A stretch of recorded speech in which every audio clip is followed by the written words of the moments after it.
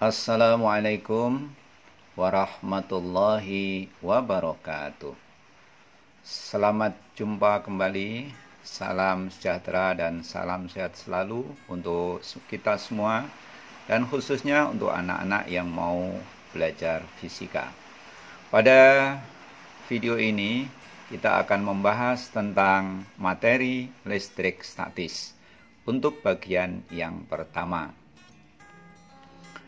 Dan di dalam listrik statis ini nanti yang akan kita bahas, yang pertama adalah tentang muatan listrik, sedangkan yang kedua adalah tentang hukum Coulomb.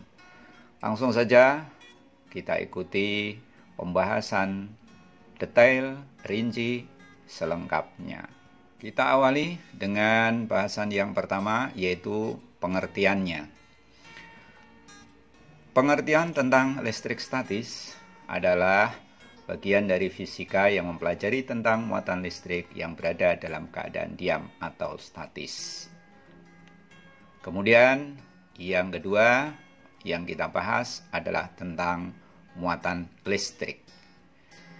Di dalam fisika dikenal dua jenis muatan listrik. Yang pertama adalah muatan listrik positif. Ilustrasinya adalah seperti ini. Yang kedua, muatan listrik negatif, dan diilustrasikan dengan seperti ini. Agar lebih jelas dan lebih paham atau muatan listrik positif dan muatan listrik negatif ini, kita langsung ke lab maya. Kita sudah berada di lab maya dan langsung akan kita lihat bagaimana karakteristik dari masing-masing muatan. Pertama, kita ambil muatan positif. Kita letakkan di tengah-tengah papan tulis, di tengah-tengah media. Oleh para ahli fisika, muatan positif ini diilustrasikan memiliki medan yang keluar dari muatan tersebut. Sehingga kalau kita buat ilustrasi bagaimana medan listriknya keluar dari muatan positif ini, kita bisa lihat. Nah, ini terlihat bahwasanya pada muatan positif ini, medan listriknya ke arah luar. Selanjutnya, bagaimana kalau muatannya ini tadi kita ganti dengan muatan negatif? Bisa kita lihat arah medannya, panah-panah yang ditunjukkan ini, dan arahnya ternyata adalah menuju ke muatan tersebut. Berdasarkan sifat-sifat muatan yang telah kita pelajari tadi, kita dapat menjawab soal yang menjadi pretest untuk anak-anak, yaitu soal pretest nomor 2. Pertanyaannya, andaikan ada sebuah persegi panjang ABCD, titik A bermuatan positif, titik B bermuatan positif, sedangkan titik C dan D bermuatan negatif. Gambarkan arah gaya listrik pada masing-masing muatan tersebut. Kita coba jawab berdasarkan apa yang sudah kita pelajari tadi. Pertama, kita ambil ada sebuah persegi panjang, titik sudutnya adalah A, B, C, dan D. Kemudian di titik A tadi bermuatan positif, titik B bermuatan positif, sedangkan titik C bermuatan negatif, titik D juga bermuatan negatif. Kita akan gambarkan arah gaya listrik pada masing-masing muatan ini. Pertama, coba kita fokus pada muatan A dan muatan B. Kedua muatan ini adalah positif, berarti nanti pada kedua muatan ini ada gaya yang saling tolak-menolak. Berarti pada titik A ada gaya tolak arahnya ke kiri, pada titik B ada gaya tolak arahnya ke kanan. Kita lanjutkan. Sekarang antara muatan B dan C.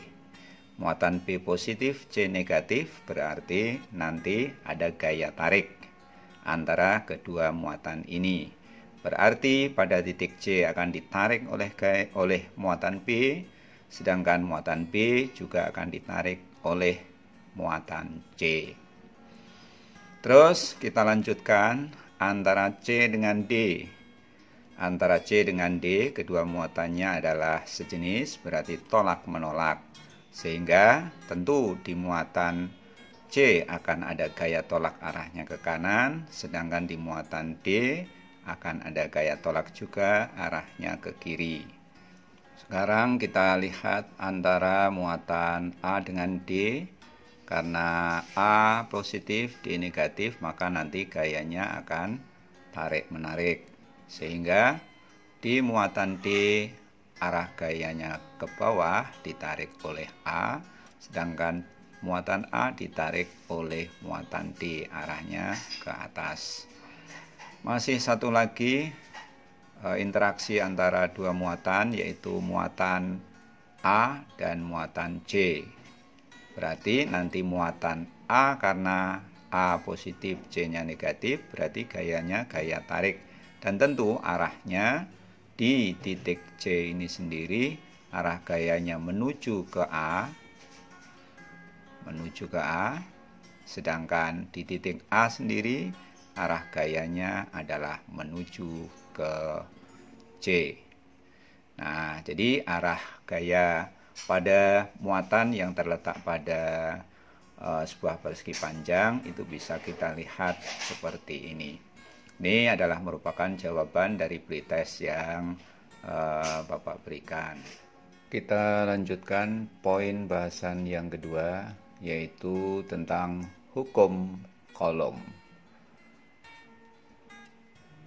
Dari hasil percobaan yang telah dilakukan oleh seorang ahli fisika yang bernama Charles Augustin de Coulomb, yang mengatakan bahwasanya besarnya gaya tarik-menarik atau tolak-menolak dua buah benda yang bermuatan listrik akan berbanding lurus dengan muatan masing-masing benda dan berbanding terbalik dengan kuadrat jaraknya.